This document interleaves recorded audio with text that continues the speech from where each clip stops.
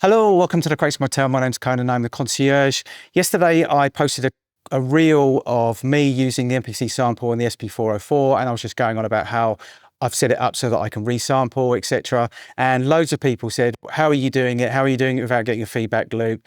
It's really, really simple. And when I show you, if you hadn't worked it out for yourself already, which I'm sure a load of people have, you'll go, oh yeah, of course, didn't think of that. Let's jump in.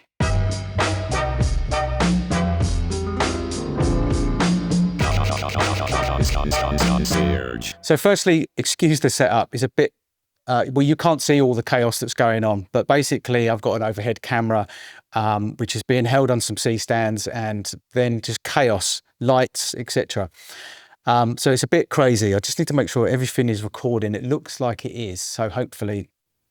Right, so all I'm going to show you today is how you can play a signal out of your MPC sample through the effects on your SP404 and resample it back into the MPC sample without getting any feedback loops and being able to monitor the actual effects that you're applying. So you've got an idea of what's going on.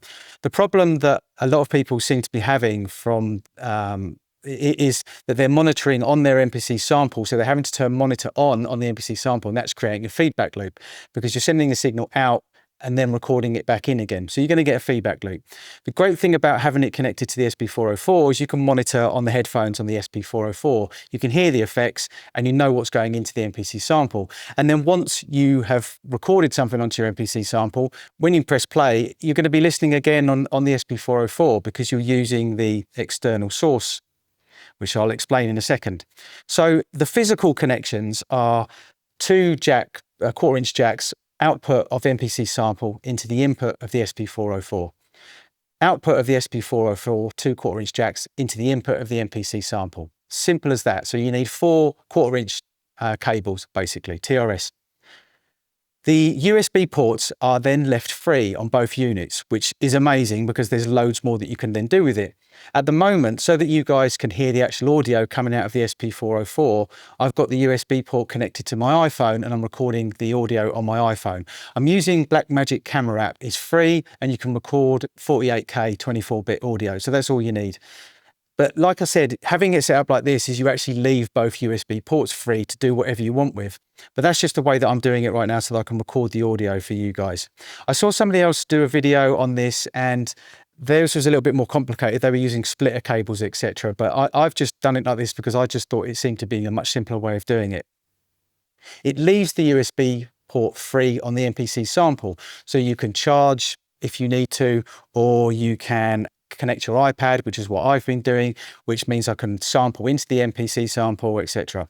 But that's the physical connections. That's all it is, 4 TRS quarter-inch cables.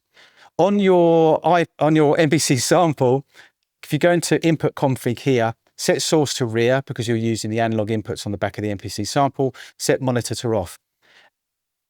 Now, you're not going to have to monitor through the MPC sample, so you don't have to worry about the feedback loop, etc. You're going to be monitoring on your SP404, so plug your headphones in, and now I can hear anything that's coming out of my MPC sample going into my SP404 if I have external source turned on. Obviously, you have to do that. If you have that turned off, you're not going to hear anything. So make sure you have external source turned on. This isn't going to be an in-depth video into how you do all that kind of stuff and how you set up effects on the SP404 and how you make tracks on the MPC sample or anything like that. I'm literally just showing you how you can resample and use the effects on the SP404 back into the MPC sample. So that's the setup. That's all you need to do. The config, the external source. So right now I've got a 4-bar sequence set up on my MPC sample. When I press play, it's going to go into my SP404, but at the moment there's no effects.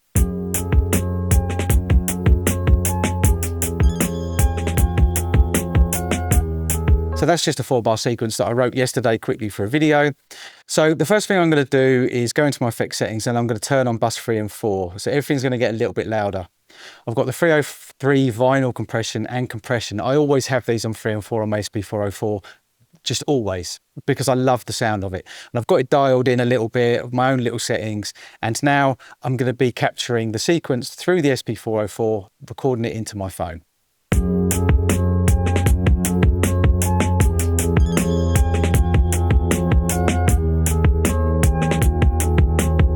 So obviously you can hear the sort of 303 vinyl compression on it. Obviously there was a jump in volume as well, but I'll adjust that in post, so it shouldn't be too different. And you've got the compression. But now what I can also do is I can start adding other effects.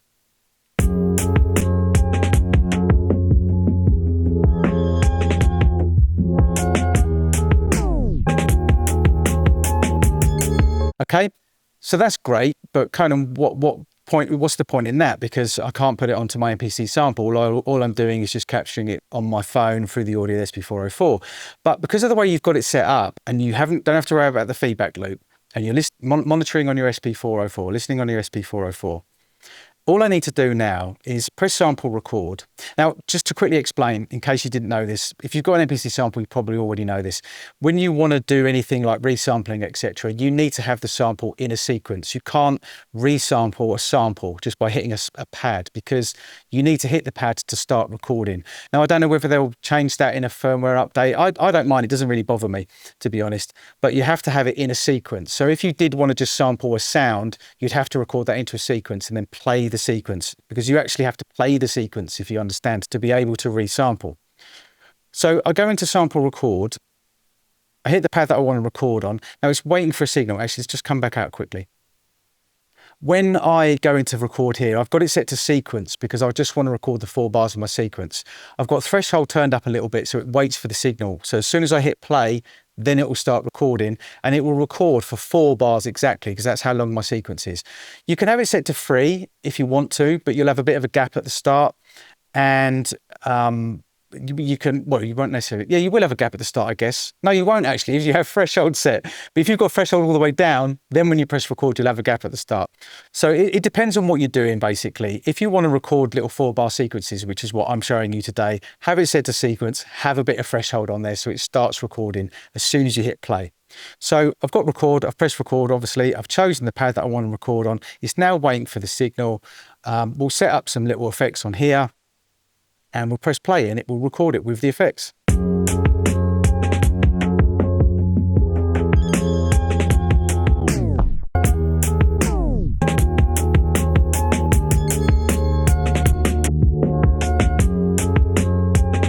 And there you have it, simple as that. Got the sample in there. Let's just normalize that quickly just to bring it up a little bit. And now when I play back this sample, it would have captured the effects off the SP404, simple as that.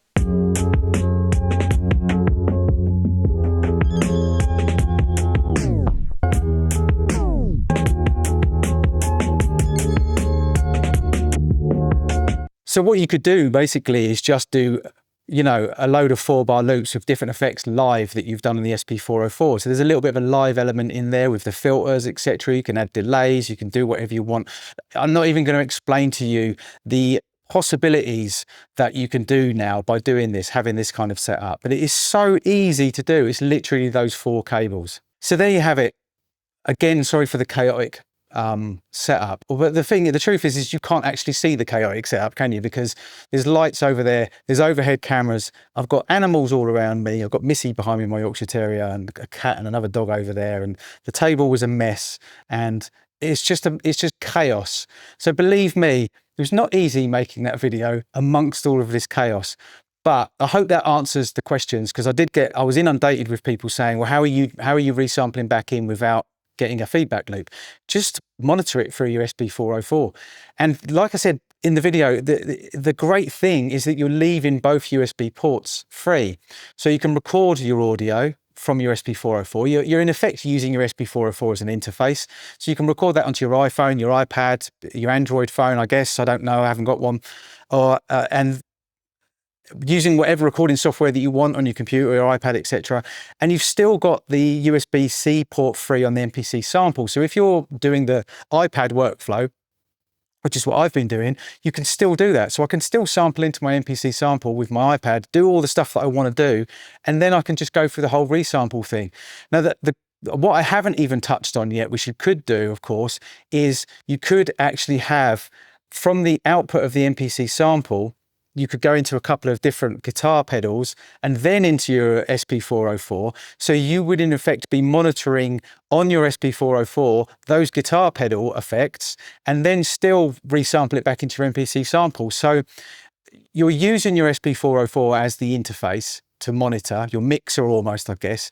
And whatever you do in between the MPC Sample and the SP404 with other effects boxes or whatever is entirely up to you. The possibilities are limitless, but it's that simple. And just monitor on your SP404. Now, if you want to play it through speakers, I guess the way that you would have to do it is to come out of your USB-C on your SP404 into your laptop and have another interface on your laptop and do the outputs of your laptop interface into your speakers. So it's still possible. But the thing is, I would imagine most of the time, if you're working in this kind of portable setup, you're going to be working on your headphones anyway.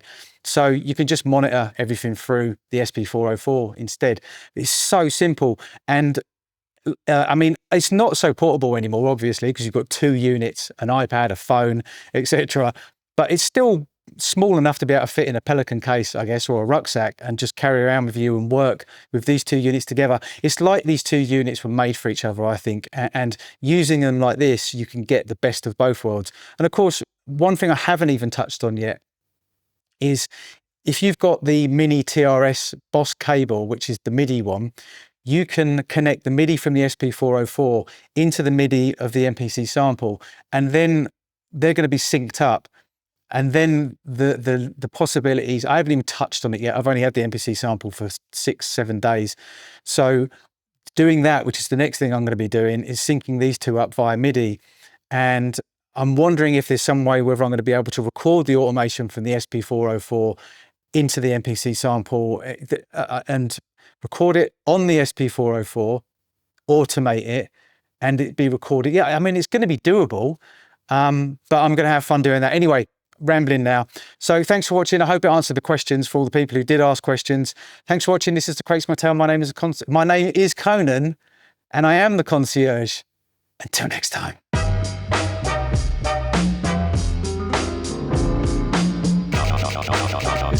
Concierge.